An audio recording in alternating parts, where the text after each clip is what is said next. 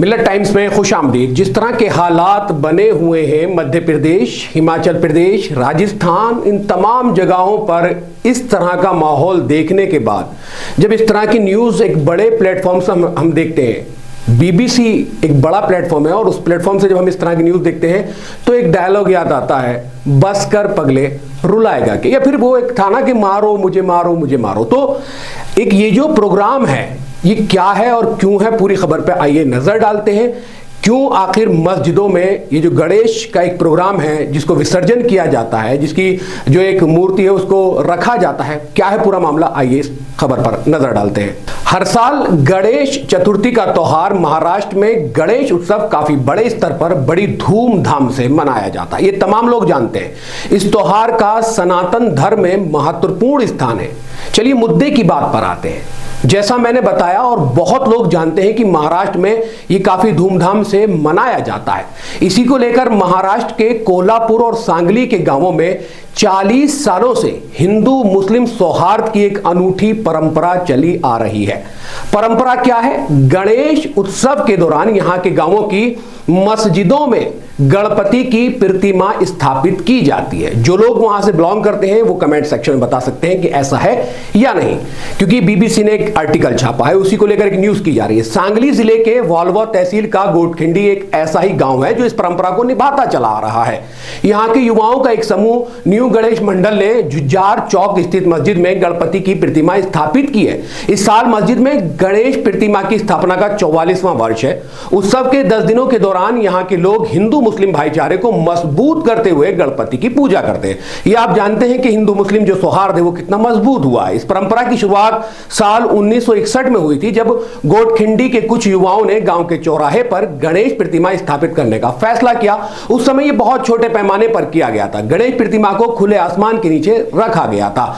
जब उसको रखा गया तो एक रात बारिश की वजह से गणेश प्रतिमा भीग रही थी। एक मुस्लिम व्यक्ति ने जब ये देखा, मुसलमान था, उसके दिल में रहम आया होगा क्योंकि मुसलमान रहम दिल होते हैं। जब उसने देखा तो गणेश मंडल के लोगों को सूचना दी। मुस्लिम व्यक्ति निजाम पठान, उनके रिश्तेदारों और गांव वालों ने गणेश प्रतिमा को बारिश से बचाने के लिए पास की मस्जिद में रखने का सुझाव भी दे दिया कि भीग रही है तो भैया इसको मस्जिद में रख दो। इस सुझाव से सभी लोग सहमत थे। ऐसी चीजों पर सहमति बहुत जल्दी हो जाती है और पहली बार किसी मस्जिद में भगवान गणेश को स्थापित किया गया, मतलब रख दिया गया तो स्थापित किया गया। इसके बाद गणेश उत्सव के बाकी दिनों में गणेश पूजा मस्जिद के भीतर हुई। अब ये बीबीसी की रिपोर्ट है तो मैं आपको बता रहा हूं, ये उस साल का यादगार और दुर्लभ महोत्सव रहा। हालांकि ये प्रथा साल 1986 तक नहीं दोहराई गई। 1986 तक नहीं दोहराई गई। गोटाखिंडी गांव के रहने वाले अशोक पाटिल इस घटना को याद करते हुए बताते हैं कि उनके पिता ने उन्हें साल 1961 के पहले गणेश प्रतिमा स्थापना के बारे में बताया था। पाटिल बताते हैं उस साल के बाद 1986 तक गणेश प्रतिमा को फिर से मस्जिद में स्थापित नहीं किया गया। साल 1986 में गांव के युवाओं का एक समूह पास के बावची गांव में एक सांस्कृतिक कार्यक्रम में शामिल होने गया।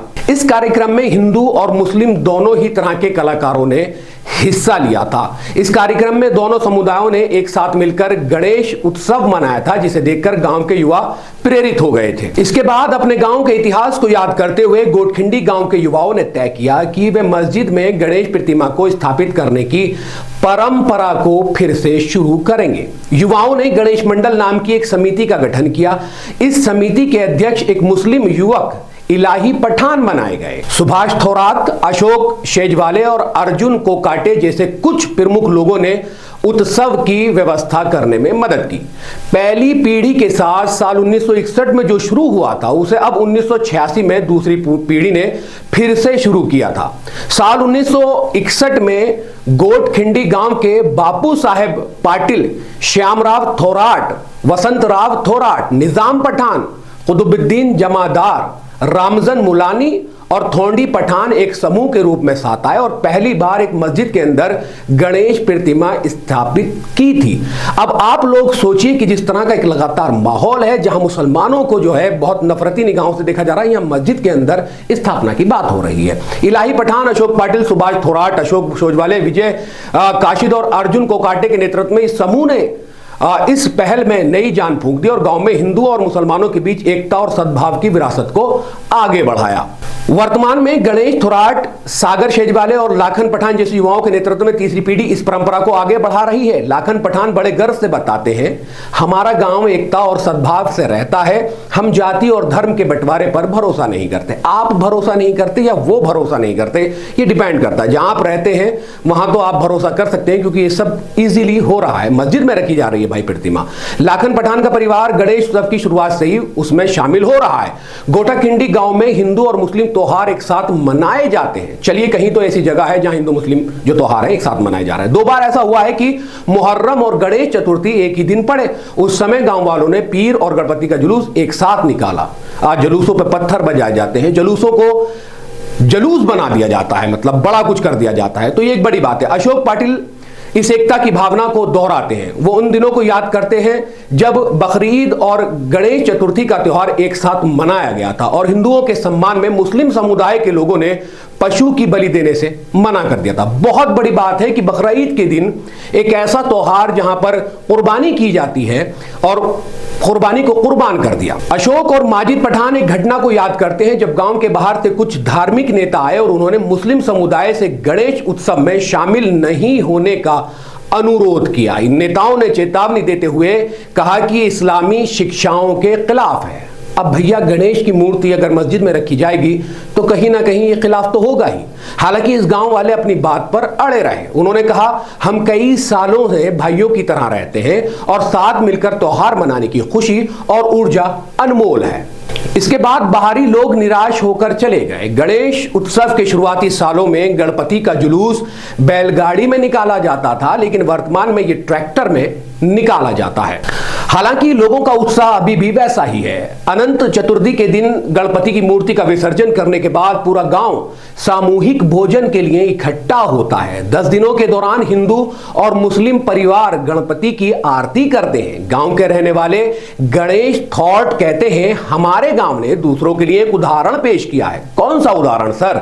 आप मध्य प्रदेश जाइए, आप हिमाचल प्रदेश जाइए, आप भीलवाड़ा जाइए, आपको उदाहरण पता चल जाएगा। किसी के लिए कोई उदाहरण नहीं है। वो कहते हैं आगे, हमारे पूर्वजों की इस विरासत पर हमें गर्व है और सामाजिक सद्भाव की इस परंपरा को जारी रखना हमारी जिम्मेदारी है। पश्चिम महाराष्ट्र के कोल्हापुर जिले में बसे कुरुंदवाड़ गांव में हर साल एक अनोखी परंपरा निभाई जाती है। अब ये मसला एक मस्जिद का नहीं है। गणपति उत्सव के दौरान यहाँ की 5 मस्जिदों में भगवान गणेश की प्रतिमा विराजित की जाती है।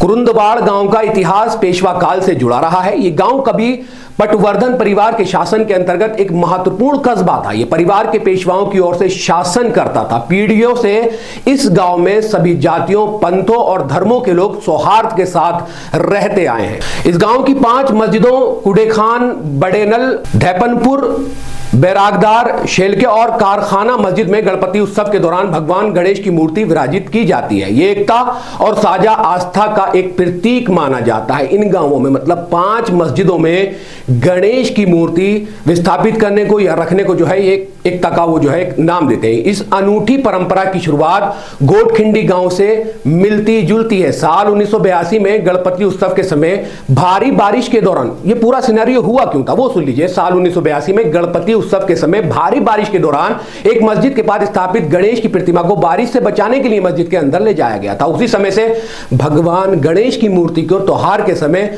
कुरुंदवाड़ गांव की सभी 5 मस्जिदों में विराजा जाने लगा। एक वहीं के लोकल पत्रकार महोदय हैं जमीर पठान ने अपने इस गौरव को साझा करते हुए कहा, इस परंपरा को शुरू करने के लिए हमें अपने पूर्वजों पर गर्व है। ये उनकी ही विरासत है जो हमारे गांव को आज के विभाजनकारी समय में भी सामाजिक सद्भाव के साथ एकजुट रहने को प्रेरित करती है। आगे कहते हैं, बहुत काम की बात है जब हमारे आसपास की दुनिया ध्रुवीकृत हो सकती है, हमारा गांव भाईचारे और प्रेम से पनपता रहेगा। तो जिस तरह लगातार मोहब्बत की दुकान खोले बैठे राहुल गांधी की जहां सरकार है हिमाचल प्रदेश और जहां बीजेपी की सरकार है मध्य प्रदेश, राजस्थान का भीलवाड़ा जहां मुसलमानों की दुकानों को तोड़ा जा रहा है, जहां मुसलमानों की दुकानों को चिन्हित करके मुसलमानों को सरेआम पीटा जा रहा है, जहां लगातार मस्जिदों को टारगेट करके उनको अवैध बताया जा रहा है, जहां लगातार ये निगाह बनाई जा रही है कि मुसलमान अगर कोई एक्टिविटी करता है तो उसके घर पे बुलडोजर चलाने के लिए फौरन तैयार रहे। असम के मुख्यमंत्री, क्या कुछ नहीं हो रहा है पूरे हिंदुस्तान में, लेकिन एक तरफ मुसलमान है जो मोहब्बत की दुकान खोले बैठे बैठे हैं और वो कहीं ना कहीं कंपैरिजन कर रहे हैं अपना माननीय श्री राहुल गांधी जी से, क्योंकि उन्होंने भी अपनी मोहब्बत की दुकान खोली है। इमरान प्रतापगढ़ी जो कश्मीर में मोहब्बत बांट रहे हैं, क्या वो एक बार राहुल गांधी से ये नहीं पूछ सकते हैं कि हिमाचल प्रदेश में आखिर इतना अन्याय किस वजह से हो रहा है? कौन सी ऐसी बात सता रही है जहां बीजेपी का विधायक आकर खुलेआम कुछ भी बोल देता है, जहां कांग्रेस का सांसद खड़े होकर कुछ भी बोल देता है और मुसलमानों को उस पर टारगेट किया जाने लगता है? तो इस तरह के मामले देखते हुए जब इस तरह की वीडियो देखो कि मस्जिद के अंदर गणेश की मूर्ति रखकर उसको विस्थापित किया जाता है या जो भी एक पूरा सिनेरियो है वो सुनते हैं तो कसम से आंखों में आंसू आ जाते हैं कि आखिर मुसलमान कब तक ये मोहब्बत, इतनी आला मोहब्बत कब तक ये रखेगा, कब तक अपने आप को सेकुलर दिखाने की कोशिश करेगा? 20 से 25 करोड़ मुसलमान होने के बावजूद आखिर कब तक ये मोहब्बत बांटी जाएगी? जब मस्जिद का मसला होता है तो 2-3 फ्लोर, 3-4 फ्लोर को ये कह के कि मोहब्बत में हम इसको हटा देंगे, ये अवैध है, ये आपने पूरा देख लिया है। उस मस्जिद को बता दिया था कि हम बिगाड़ना नहीं चाहते हैं, हम लड़ाई नहीं चाहते हैं, और मुसलमान हकीकत में देश से इतनी मोहब्बत करता है, वो लड़ाई बिल्कुल नहीं चाहता है। लेकिन धार्मिक स्थलों पर भी अब लगातार निशाने लगाए जा रहे हैं। ये एक छोटा सा वीडियो था, अगर आपको पसंद आया है तो वीडियो को लाइक कर दें, और जो लोग वहां से बिलोंग करते हैं और मिलत टाइम्स से जुड़े हुए हैं वो इस वीडियो पर कमेंट्स करके जरूर बताएं कि जो एक आर्टिकल छपा है, जो एक पूरी रिपोर्ट छपी है, इसमें कितनी सच्चाई है। क्या मस्जिदों में हकीकत में मूर्ति विसर्जन, जो गणेश की एक मूर्ति है, उसको किया जाता है या नहीं किया जाता है? और तमाम सोशल मीडिया प्लेटफॉर्म पर आप मिलत टाइम्स को फॉलो कर सकते हैं, सब्सक्राइब कर सकते हैं। व्हाट्सएप और टेलीग्राम पर भी आप मिलत टाइम्स को फॉलो एंड सब्सक्राइब कर सकते हैं। इस वीडियो में इतना ही, इंशाल्लाह फिर मुलाकात होगी। अल्लाह हाफिज।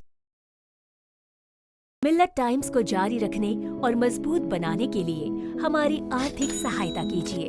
ये एक आजाद मीडिया हाउस और कमजोरों की आवाज है।